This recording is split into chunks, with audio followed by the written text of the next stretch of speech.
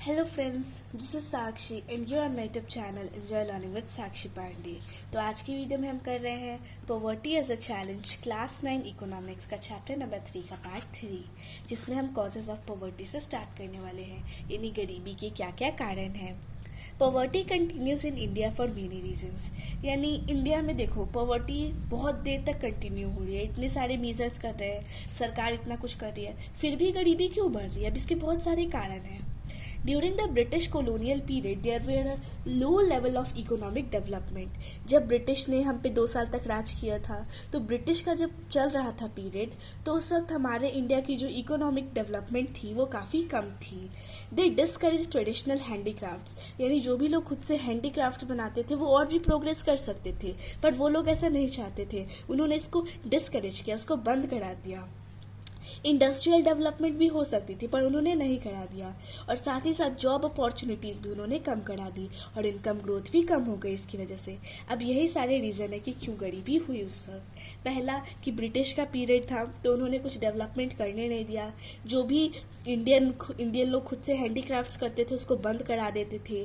जो भी इंडियंस खुद से इंडस्ट्री बनाते थे उनका इंडस्ट्री में कोई इन्वेस्ट नहीं करता था। मतलब इस तरह से सबको अपने कंट्रोल में करके रखा था कि कोई भी इंडियन कंपनी में इन्वेस्ट नहीं करेगा, कोई वहाँ से कुछ खरीदेगा नहीं। अब आखिरकार तो उस कंपनी को बंद होना पड़ेगा। तो यही सब रीजंस थे पॉवर्टी के। The low level of economic development persisted for many years after independence and due to population increase. Per capita income growth was low, increasing poverty. यानी जब हमें आज़ादी मिल गई, फिर भी जो हमारी इकोनॉमिक डेवलपमेंट थी वो काफ़ी धीरे धीरे हो रही थी। आज़ादी के कई सालों बाद भी हमें बहुत सारी प्रॉब्लम्स को फेस करना पड़ा। बहुत ज़्यादा हमारा पॉपुलेशन है, तो फिर जो हमारा पर कैपिटल इनकम था वो धीरे धीरे कम होता गया, जिसकी वजह से गरीबी बढ़ती गई।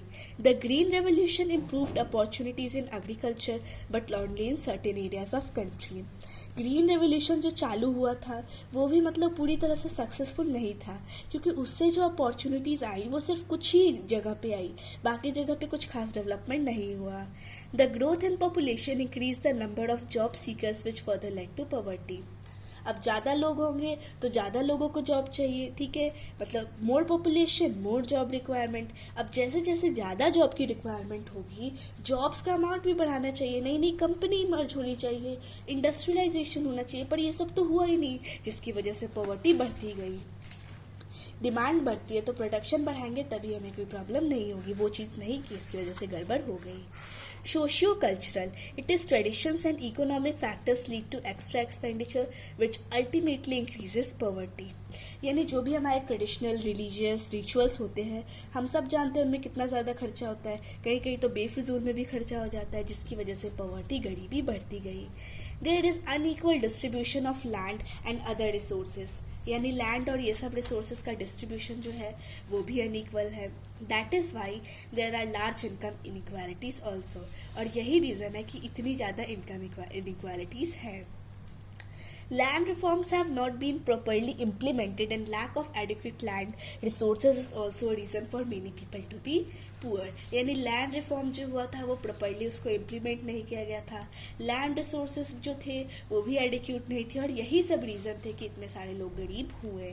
Small farmers borrow money for seeds fertilisers and pesticides, यानी जो भी छोटे छोटे फार्मर्स थे वो अपने छोटे छोटे ज़रूरतों के लिए कर्ज लेते थे, ठीक है, डेप्ट लेना पड़ता था उन्हें, ठीक है, और जो कि बाद में वो चुका नहीं पाते थे। अब चुका नहीं पाए तो वो फंस गए, ठीक है, क्योंकि उनकी फसल अच्छी नहीं हुई, उनका नुकसान हो गया, वो पैसे कहाँ से चुकाएंगे, उनके पास तो खाने के भी पैसे नहीं है।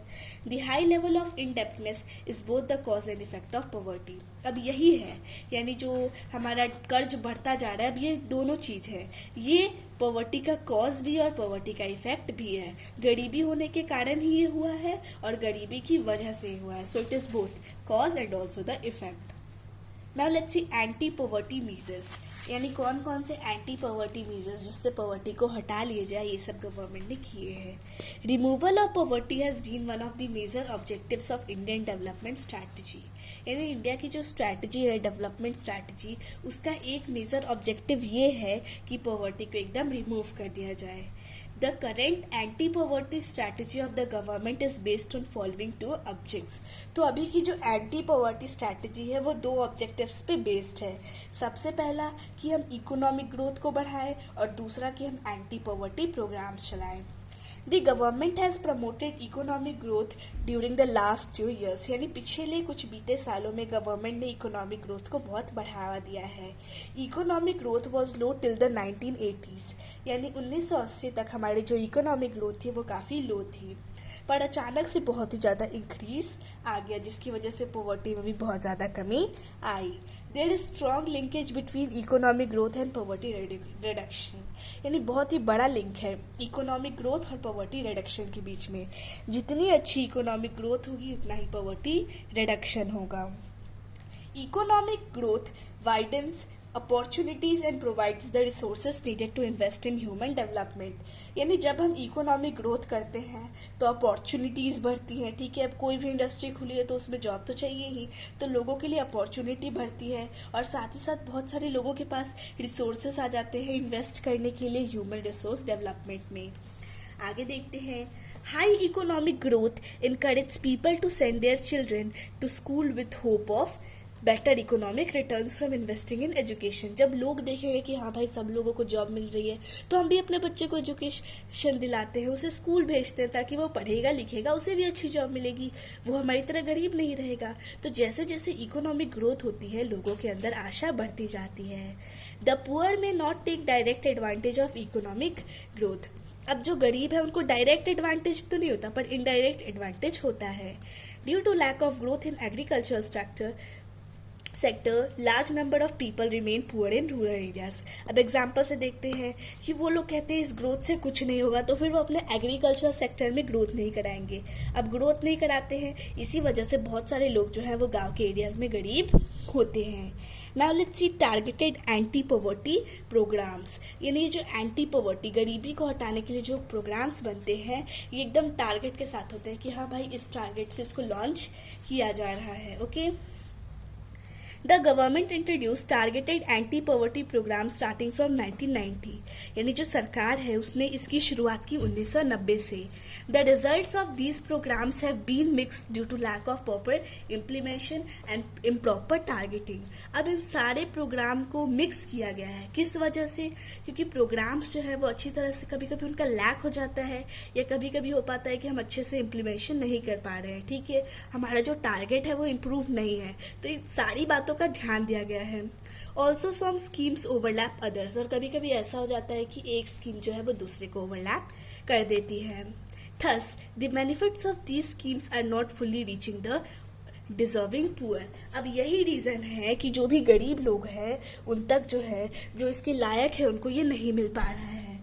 सो now the government in emphasizing more on proper monitoring of all these programs। तो अब गवर्नमेंट ने सोचा है कि सिर्फ प्रोग्राम बना देने से नहीं होगा, हमको ये भी देखना पड़ेगा कि प्रोग्राम का क्या असर पड़ रहा है। इसीलिए अब गवर्नमेंट ध्यान दे रही है कि जो हम कर रहे हैं उसको अच्छे से मॉनिटर करती है कि इससे क्या लोगों को फ़ायदा हो रहा है। सम इम्पॉर्टेंट प्रोग्राम्स, यानी इन्हीं प्रोग्राम्स में कुछ इम्पॉर्टेंट प्रोग्राम्स है वो देखते हैं। सबसे पहले प्राइम मिनिस्टर रोजगार योजना, जिसे हम PMRY के नाम से भी जानते हैं, ये जो है 1993 में लॉन्च हुआ था। The aim of the programme is to create self employment opportunities for educated unemployed youth in rural areas and small towns. इसको जानने से पहले आपको पता होना चाहिए कि एजुकेटेड अनएम्प्लॉयड क्या होते हैं। कभी कभी ऐसा होता है कि लोग पढ़े लिखे होते हैं, अच्छी खासी डिग्री होती है उनके पास, पर फिर भी उन्हें जॉब नहीं मिल पाती, तो वैसे ही लोगों को हम कहते हैं एजुकेटेड अनएम्प्लॉयमेंट। तो इस प्रोग्राम का यही एम है कि जो लोग पढ़े लिखे होकर भी उनके पास कोई जॉब नहीं है उनको हम सेल्फ एम्प्लॉयमेंट का मतलब मौका दें, वो छोटे छोटे अपने बिजनेस करें, उनकी मदद करें कि वो अपने छोटे छोटे बिजनेस या इंडस्ट्रीज को सेटअप कर सके। So this is the aim. Now let's see rural employment generation programme which is known as REGP. It was launched in 1995, यानी ये 1995 में लॉन्च हुआ था। इसका एम जो था वो भी था कि सेल्फ एम्प्लॉयमेंट अपॉर्चुनिटीज़ को क्रिएट किया जाए। इसका टारगेट था कि 25 लाख न्यू जॉब जो है उसको बनाया जाए। ठीक है, और ये टारगेट था, इस टारगेट को कंप्लीट करने की एक डेडलाइन थी कि 1995 है तो 10 साल की ख़त्म होने तक हमारे पास 25 लाख नई जॉब्स होनी चाहिए। नाउ लेट्स सी स्वर्ण जयंती ग्राम सरोवर योजना। इट वॉज लॉन्च इन 1999 यानी ये 1999 में लॉन्च हुआ था। The programme aims at bringing the assisted poor families above the poverty line, यानी इस प्रोग्राम का ये एम है कि जो भी लोग गरीबी रेखा के नीचे हैं उनकी हम मदद करें ताकि वो गरीबी रेखा के ऊपर आ सके, उससे निकल सके। फिर आता है प्रधानमंत्री ग्रामोदय योजना। इट वॉज लॉन्च इन 2000 यानी 2000 में लॉन्च हुआ था। इस स्कीम के अंदर additional central assistance is given to the states for basic service such as primary health, primary education, rural shelter, rural drinking water and rural electrification. Mahatma Gandhi National Rural Employment Guarantee Act, जिसे हम MG NREGA के नाम से भी जानते हैं, ये जो है 2005 में लॉन्च हुआ था। इसका ये एम था कि लोगों को हम 100 डेज एम्प्लॉयमेंट कराएं, ठीक है। It also aimed at sustainable development, यानी सस्टेनेबल डेवलपमेंट भी इसका एम था, ठीक है। 1/3 of the propose jobs under मनरेगा gave been reserve for women, यानी जितने भी जॉब्स अलॉट किए गए थे उसमें से 1/3 जॉब्स जो थी वो वुमेन के लिए अलॉट की गई थी। In this scheme the share of SC, ST and women are 23%, 17% and 53%, यानी जो SC थे उनको 23% दिया गया था, जो ST थे उनको 17%, जबकि जो वुमेन्स थी उनको 53% दिया गया था। Jobs allotment. Now let's C challenges face, यानी कौन कौन से चैलेंजेस जो है फेस करने पड़ते हैं गरीबी में। Poverty reduction is still a major challenge in India, यानी जो गरीबी को कम करना ये इंडिया में आज भी एक बड़ा सा चैलेंज है।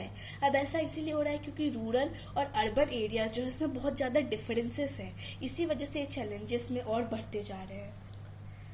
Further, poverty should include not only the matter of adequate amount of food but other factors like education. ये भी है कि पॉवर्टी में सिर्फ हमें यही नहीं देखना चाहिए कि लोगों तक अच्छा खाना पहुंचे, पर हमें ये भी ध्यान देना चाहिए कि उन्हें अच्छी एजुकेशन मिले, अच्छा हेल्थ केयर मिले, उनके पास घर हो, जॉब सिक्योरिटी हो, जेंडर इक्वालिटी हो, डिग्निटी हो, ये सब चीज़ों का भी हमें ध्यान रखना पड़ेगा।